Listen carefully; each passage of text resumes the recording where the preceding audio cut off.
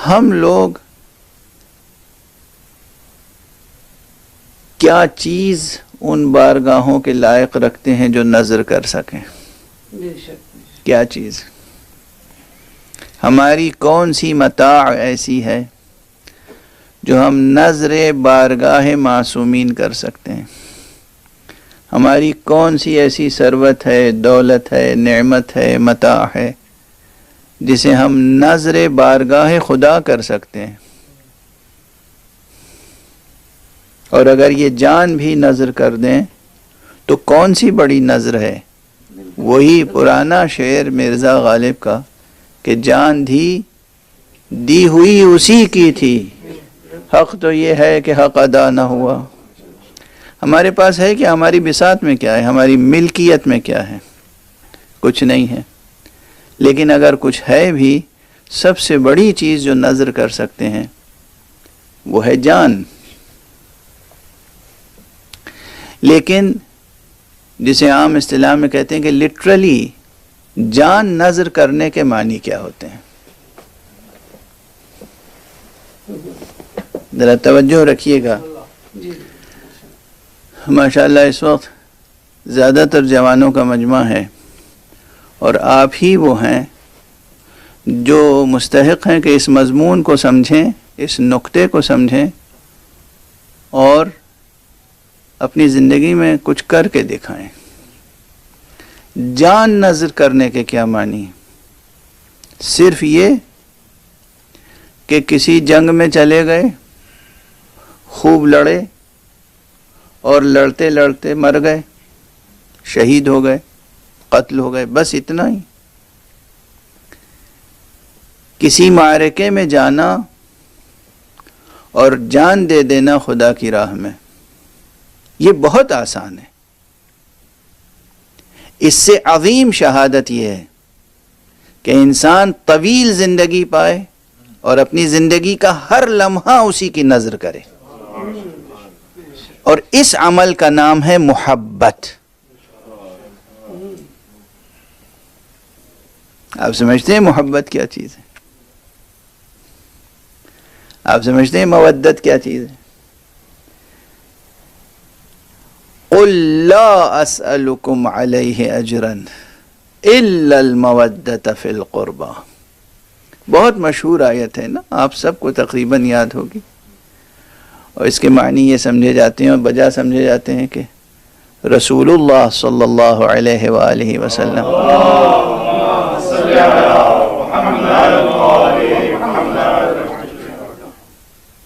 کی جو ریاضت تھی، محنت تھی، آپ کی جو جفاکشی تھی، جو کچھ آپ نے اللہ کی راہ میں زحمتیں اٹھائیں، مصیبتیں برداشت کی اور امت تک اللہ کا پیغام پہنچایا، اسلام پہنچایا، ایمان پہنچایا، اصول دین کی تعلیم فرمائی، فروع دین کی تعلیم فرمائی، اور اس کے بعد اب اس کے پس منظر میں یہ واقعہ ہے کہ کچھ لوگ ایک مرتبہ آئے اور حضور علیہ الصلاۃ والسلام کی خدمت میں کچھ دولت دنیا جو کچھ ان کے لیے میسر تھیں چیزیں وہ لے کے آئے۔ حضور نے کہا یہ کیا ہے؟ کہا یہ آپ کی محنتوں کا اجر ہے۔ تو اس وقت یہ آیت نازل ہوئی اور حق سبحانہ و تعالی نے زبان پیغمبر سے یہ اعلان کرایا، قل، کہہ دیجئے، لا اسألکم علیہ اجرا، ہم تم سے کوئی اجر طلب نہیں کرتے، الا المودۃ فی القربى، مگر یہ کہ تم میری عطرت کے ساتھ مودت کا رشتہ رکھو۔ مودت، محبت اور مودت میں جو فرق ہے میں اس پر ابھی بحث نہیں کروں گا، ابھی یہ گفتگو مختصر وقت میں مکمل کرنی ہے، تو 2-3 نکات، صرف 2-3 پوائنٹس جو یاد رہ جائیں اور زندگی میں کام آئیں، دنیاوی زندگی میں بھی کام آئیں اور آخرت کی زندگی میں بھی کام آئیں، وہ پوائنٹس آپ کے سامنے ذکر کر کے اور پھر ظاہر ہے کہ حضرت زہرا سلام اللہ علیہا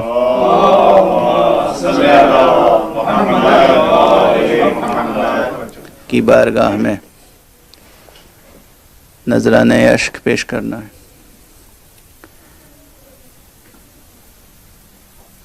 یہ اعلان بہت اہمیت رکھتا ہے، اور جو سادہ سا ترجمہ مشہور ہے، اس ترجمے میں بھی مزید گنجائش ہے علمی اعتبار سے اختلاف کی، اور عربی گرامر کے اعتبار سے بھی، کہ جو لفظ الا ہے، قل لا اسألکم علیہ اجرا الا المودۃ فی القربى، یہ اس الا کا ترجمہ کیا کیا جائے گا یہاں پر؟ کیا یہ واقعاً حرف استثناء ہے، یا یہاں پر یہ بطور حرف استئناف استعمال ہوا ہے؟ اس لیے کہ قرآن مجید میں شروع سے آخر تک دیکھیں، دوسرے انبیاء کی زبان سے بھی یہ پیغام حق سبحانہ و تعالی نے بیان کیا ہے، یہ پیغام پہنچایا ہے کہ ہم جو تمہیں اللہ کا تعارف کرا رہے ہیں، ہم جو تم سے حقیقتوں کو متعارف کرا رہے ہیں، ہم جو تم سے وجودی حقیقتوں کو منکشف کر رہے ہیں تمہارے سامنے، اس کا اجر تم سے نہیں چاہتے ہیں۔ ہم جو تمہیں دین سکھا رہے ہیں، ایمان سکھا رہے ہیں، اخلاق سکھا رہے ہیں، ہم جو تمہیں زندگی سکھا رہے ہیں، ہم جو تمہیں جینا سکھا رہے ہیں، ہم جو تمہیں باقی رہنا سکھا رہے ہیں، ورنہ زمانے کی زد پر تو ہر چیز فنا تک پہنچتی ہے۔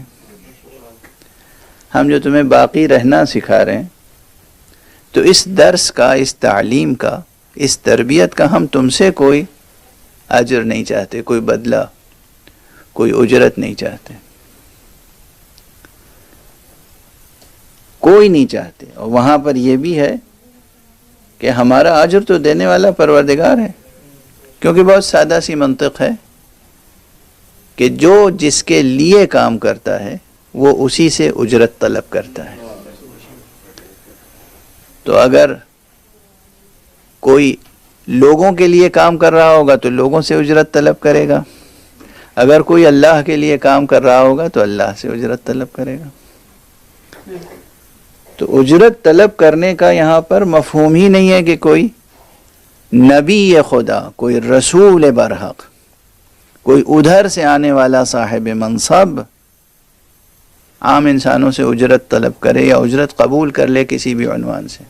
یہ چیز معقول نہیں ہے کسی بھی لحاظ سے۔ تو یہ مضمون قرآن مجید میں متعدد بار آیا ہے، ایک سے زائد بار آیا ہے، یہ بات ایک سے زائد بار کہی گئی ہے قرآن مجید میں، لیکن یہاں پر خاتم النبیین امام المرسلین صلی اللہ علیہ وآلہ وسلم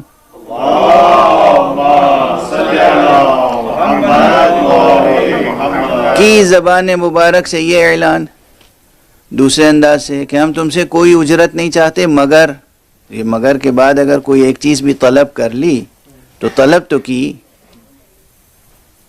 یہ چیز قابل فکر ہے، قابل غور ہے، کہ کچھ تو لے تو لیا نا، قبول تو کر لیا، طلب تو کر لیا۔ اس لیے یہاں پر علامہ مفید علیہ الرحمن، شیخ مفید رضوان اللہ تعالی علیہ، انہوں نے ایک نکتہ پیدا کیا ہے جو مجھے بہت پسند ہے اور اس لیے وہ عرض کر رہا ہوں۔ شیخ مفید علیہ الرحمن نے کہا کہ یہ نہیں کہ رسول کچھ طلب کر رہے ہیں، بلکہ ان عطاؤں کے ساتھ مزید ایک عظیم ترین نعمت عطا کر رہے ہیں، اور اس کو ایک مثال سے میں واضح کروں۔ وعلیکم السلام ورحمۃ اللہ وبرکاتہ۔ ایک صلوات پڑھ لیجئے محمد۔ اللہم صلی علی محمد وعلی محمد۔ کوئی استاد ہو، اس کے سامنے اس کے شاگرد ہوں، یہی مثال لے لیجئے اس وقت، کوئی استاد ہو اور اس کے سامنے اس کے بہت سے شاگرد ہوں، اور استاد نے محبت سے ان شاگردوں کو بہت سی باتیں سکھائی ہوں، لیکن ظاہر ہے کہ نصاب ہوتا یہ ہے کہ آسان چیزیں پہلے بتائی جاتی ہیں، اس سے مشکل باتیں بعد میں بتائی جاتی ہیں، اس سے مشکل باتیں بعد میں بتائی جاتی ہیں، یہی نصاب کا طریقہ ہے۔ تو جو سب سے اہم بات ہوتی ہے وہ رہ جاتی ہے، وہ سب سے آخر میں سامنے آتی ہے۔ تو اب یہ شاگرد سب جمع ہو کے سال کے ختم ہونے پر استاد کے پاس آ جائیں اور کہیں کہ آپ نے سال بھر بڑی محنت کی ہے، ہم کچھ اجر آپ کو دینا چاہتے ہیں، اور اس وقت وہ شفیق استاد جس نے پورے سال صرف محبت سے پڑھایا ہے وہ یہ جواب دے کہ بھئی ہمیں تم سے کوئی اجر نہیں چاہیے، یہ لے جاؤ، تم سے ہم کیا لیں گے، اور ایک چیز جو اب تک نہیں بتائی تھی سب سے بڑی، وہ اور آج انعام میں لے جاؤ۔ اور فرما رہے ہیں آپ، سال بھر جو کچھ ہم نے پڑھایا وہ تو پڑھایا، اب تم اس کی اجرت دینے آئے ہو؟ نہیں، ایک چیز جو رہ گئی ہے سب سے بڑی چیز، وہ بھی آج ہمیں تمہیں بتا دیتے ہیں۔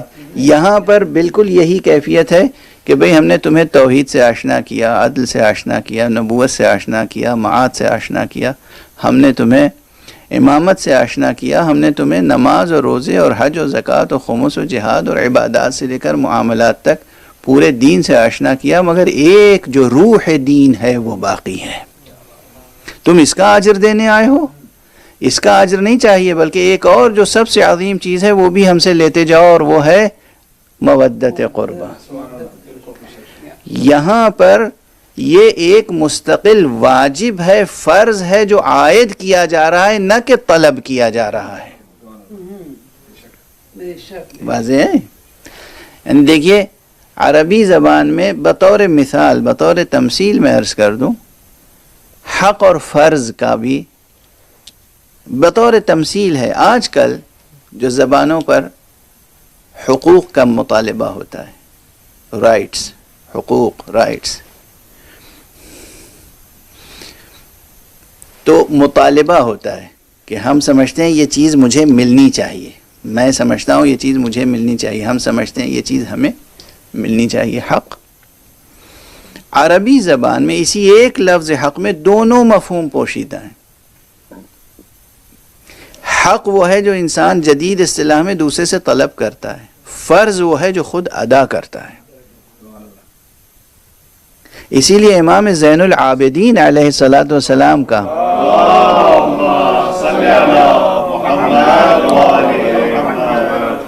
جو رسالۃ الحقوق ہے، لوگ اس کا ترجمہ کرتے ہیں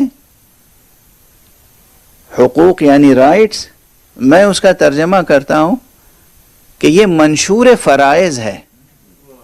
آپ اسے بھی مطالعہ کریں تو منشور فرائض ہے، اس میں ذمہ داریاں بتائی گئی ہیں کہ تمہاری ذمہ داریاں کیا کیا ہیں۔ طلب کرنے کا یاد رکھیے گا ایک جملہ، یہ کلید ہے زندگی کی ہر کامیابی کی۔ اگر زمین میں نیچے دھستے جانا ہے تو طلب کی روش اختیار کیجیے، اور اگر بلندیوں تک، عرش تک، آسمانوں تک، افلاک تک، بہشتوں تک، جنتوں تک، عرش تک اٹھتے جانا ہے، ترقی کرنی ہے، عروج پانا ہے، تو عطا کرنے کی عادت ڈالیے، دیتے جائیے، دیتے جائیے، دیتے جائیے، بلند ہوتے چلے جائیے۔ ایک صلوات پڑھیے محمد۔